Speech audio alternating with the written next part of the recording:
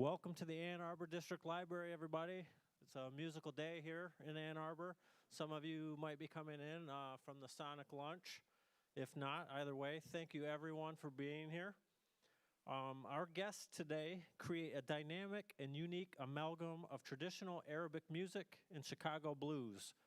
Authentic Arabic instruments like the, pardon my pronunciation, oud, Buzuq, Tublah and Riqq are used alongside the guitar and drum set to create a sound that could only have been imagined in America. Karim Nagi, originally from Europe, is with us. Oh my God, Europe. Egypt starts with an E. Originally from Egypt, so sorry. Is with us for the 5th time today, but never as part of this duo. And Rami Gabriel, originally from Lebanon, is with us for the first time.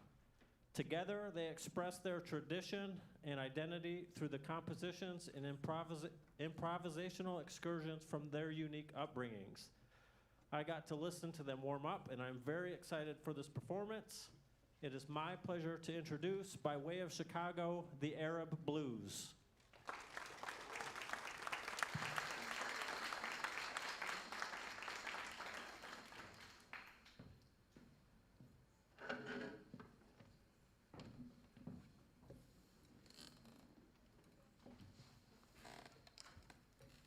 Good afternoon, Ann Arbor. Very, very happy to be at the Ann Arbor District Library, myself for the 5th time and the Arab Blues for the 1st time.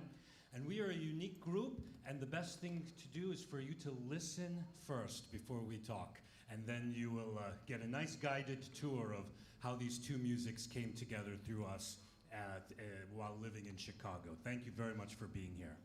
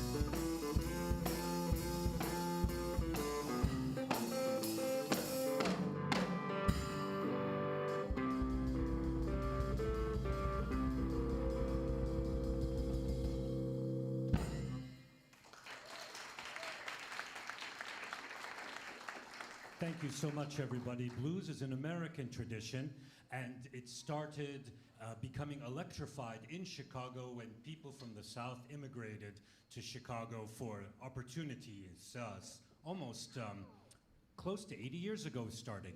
But we are also immigrants from Lebanon and Egypt. So how about we take these same two groups of instruments, the drum set and the guitar, and we play a famous medley from Lebanon that was composed by the Rahbani brothers for a wonderful singer named Fayrouz. So please enjoy this Lebanese medley from the Arab Blues.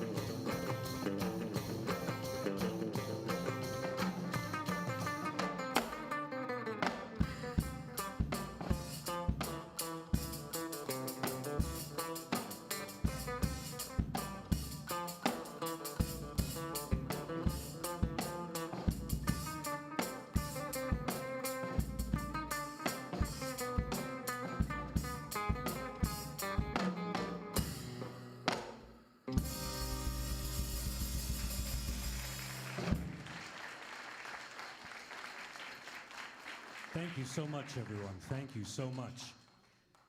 There is an instrument that you will mostly hear in rural parts around the Arab world, in countries like Palestine, Lebanon, Syria, Jordan, Iraq, and it's called the Buzuq. And it's referred to as a mountain instrument, an instrument for storytellers, for bards, for people who want to get the community to sing together and remember things together. And so if we're going to make a true kind of fusion music, Arab blues, well, we have to know both traditions reasonably well. So we're going back now deep into our Arab tradition for the most emblematic instrument of traditional Arabic roots music, the Buzuq, along with a smaller drum called the Riqq, which is a tambourine. Please enjoy Rami's improvisation into some famous song.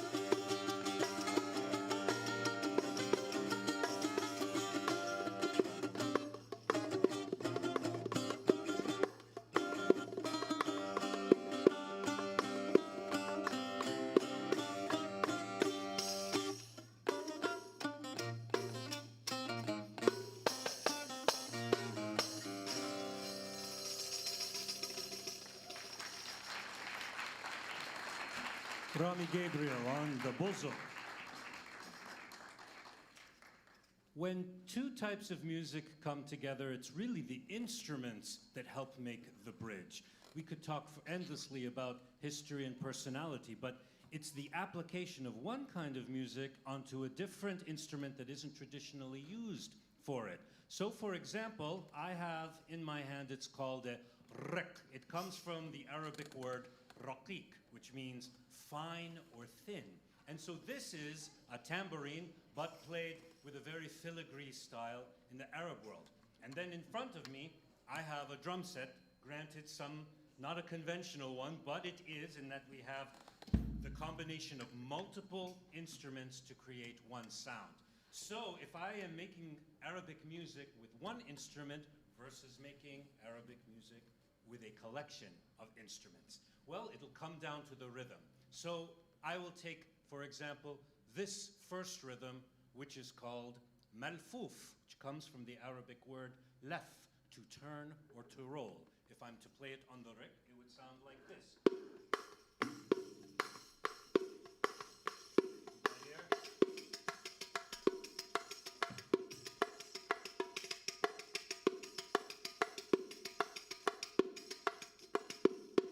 And now if I were to play it with all of these instruments,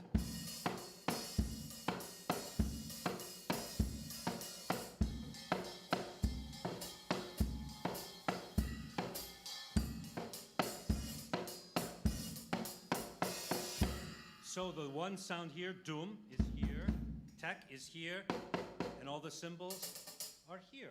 I can take another instrument called masmoudi, which comes from the Arabic word samad, to hold something up, like a pillar would hold up the foyer of a library. So this would be...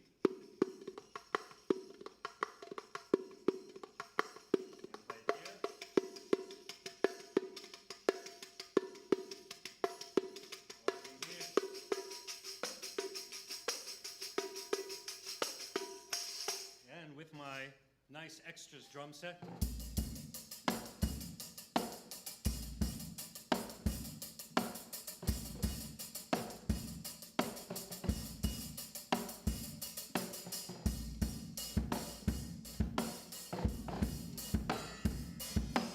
And one final instrument, one final rhythm that we will need to play for our next song is called samai, which means something that you would listen to.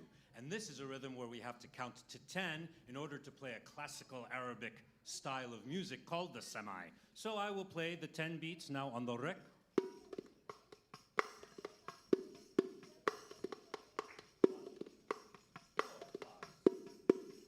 On the cymbals.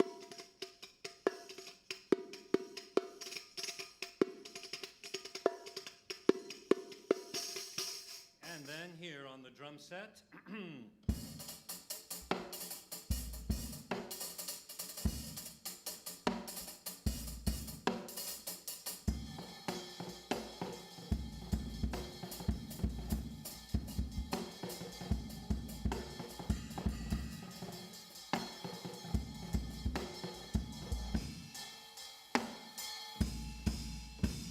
And then we can put whatever music we want on the other instrument.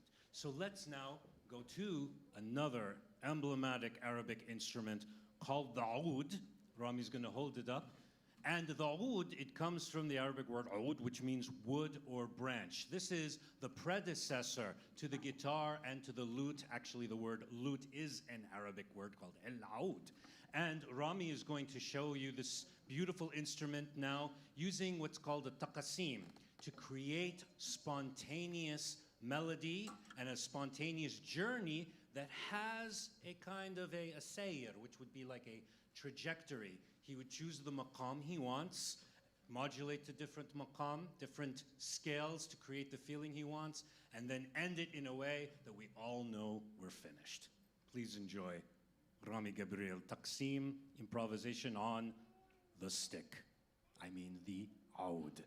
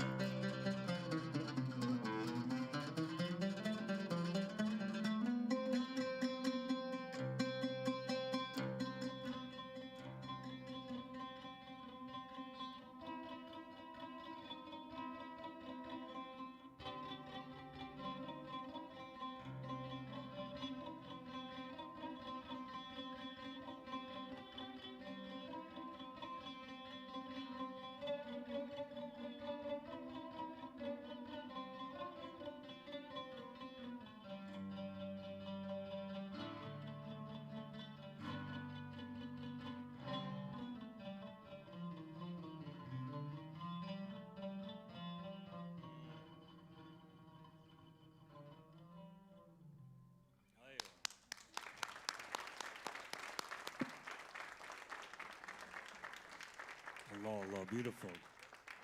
This piece of music is called the Samai Rast. It's a very, very old type of Arabic music that we count to 10, and it has 4 sections. It is our equivalent of Arabic classical music. But we will play it first in a very traditional way with the oud and the riqq, and then we'll play it in the Arab blues way.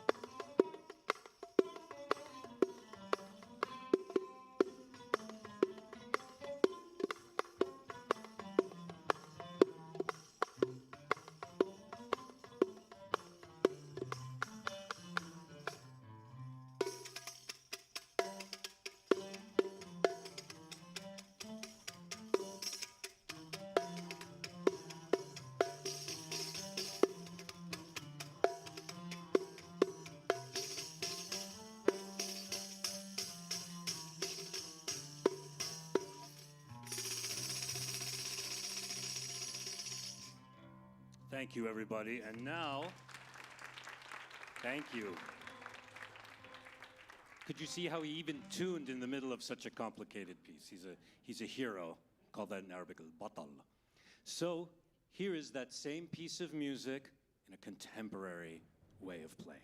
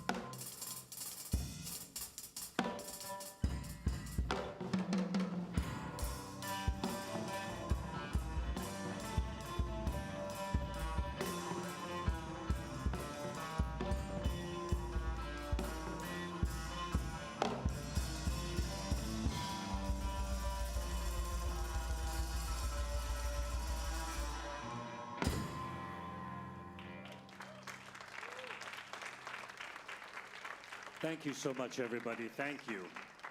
Again, thank you to the Ann Arbor District Library for inviting us. We are the Arab Blues. This is Rami Gabriel playing the stringed instruments. My name is Karim Nagi playing the percussive instruments. And there is a tradition of American jazz musicians and European jazz musicians dabbling in Arabic music and using the ideas or flavors or even just the concepts of the Arabic music or Arabic world, such as the caravan. And sometimes it sounds tropish, stereotypical, but maybe this is some of the first ways where we can experience these two types of music intermingling. So Rami, who is a very, very avid jazz gentleman, could you explain to us this song, Caravan? Who wrote it? What's going on with it? Sure. We doing okay here? Can you hear me? Yeah? Good to see you all. Thank you all for coming. This is a famous piece, Caravan, written by Duke Ellington and Juan Tizol, who was a trombonist in the Ellington Orchestra. And this song was written, I believe, in the 50s or in the early 60s. And interestingly, Duke Ellington and his band went with the government to the Middle East as part of a diplomatic mission in the 60s, I believe. They went to Iran, they went to Lebanon, I think they went to Egypt as well. And they came back with an album full of songs inspired by their journey. Caravan was made before that, but it's interesting to think about how the Middle East has been thought about as a space by American musicians. But this piece has always been an interesting one. It's been used a lot by jazz musicians who want to open up jazz and think about jazz in different ways.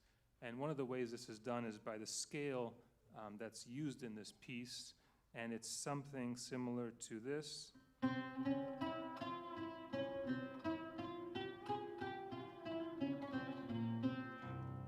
So as you can tell, it does sound a bit Middle Eastern. It's using Hijaz. But they use that in the context of a jazz song. So I'm going to play this for you and interpret it both in a sort of standard American way, then I'm going to put in some of the quarter tones that are unique to Middle Eastern music within the interpretation.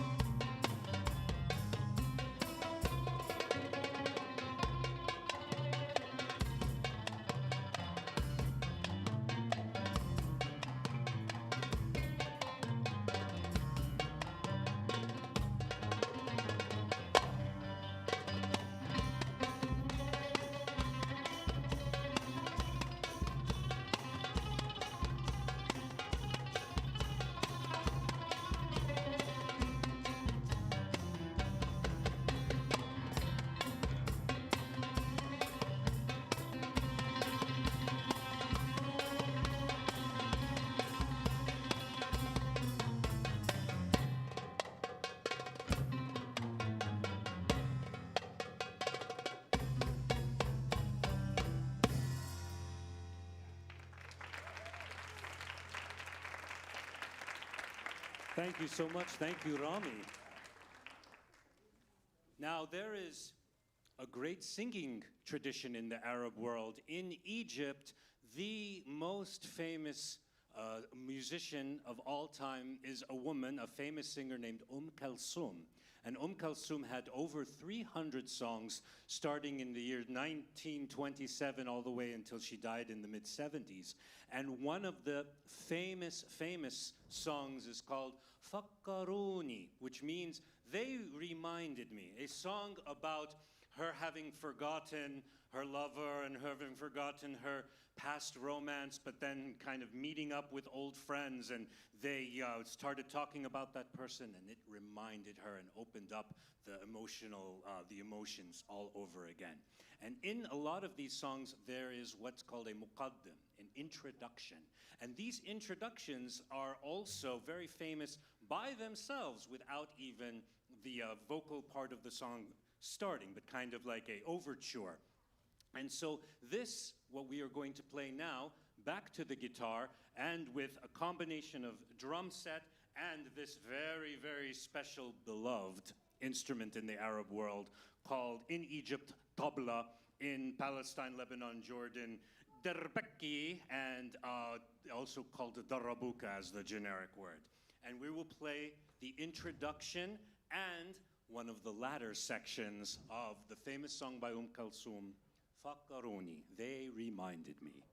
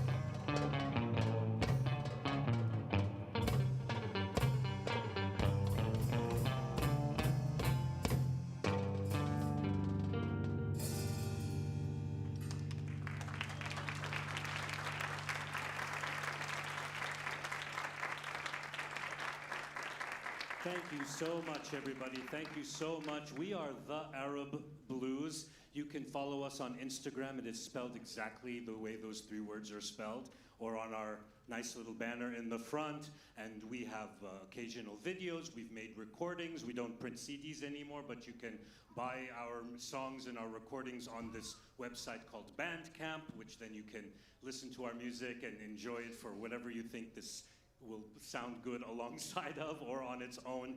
We really have one more piece of music to play for you. We want to thank the Ann Arbor District Library, the city of Ann Arbor. It's always been generous to me, inviting me here, and this time allowing the group to come as well. It's a very, very wonderful organization, and you're all lucky to have it in your community.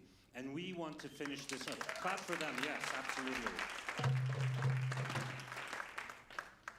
It is not just about Western music and Arabic music intermingling, but there is absolutely more interaction with the greater continent of Africa. The origin of the blues and the origin of Arabic music all come from Africa. So do you want to tell us about this final style that we're going to be doing for you? And this will be the last song we played, and the last one where we're going to worry about the time limit also. We're going to play and enjoy it and let it end as it ends naturally. So tell us, what is this desert blues? What does that mean, Rami?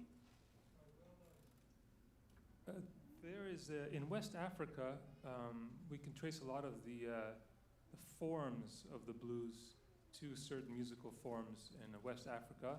And there's a great book about this, which is probably in this library by Gerhard Kubik, called Africa and the Blues. So you might want to get it before someone else gets it. I see it in that row right yeah. So he kind of traced the different blues styles. There's Piedmont style, and there's Georgia style, and there's a bunch of, in the early blues, country blues traditions. And he was able to trace them to parts of West Africa. But what's happened in the last 20 years is that there's this sort of genre in Mali has developed. They call desert blues, in which they play electric guitars, and they it's a more laconic type of blues tradition, long pieces, meditative, and it's part of some folk traditions too, and it's mixed with certain percussion and certain poems. But we're going to play a version of that. And you'll see the difference between this blues and the first blues we played when we started, which was more of a Chicago swinging blues from the 60s. This is an older tradition, but in the last few years, several bands have become prominent and are touring the world. And in fact, we're going to be opening for one of them in Chicago this Tuesday. And so we're working on this so we can play it on Tuesday. So we can impress them. So here we go.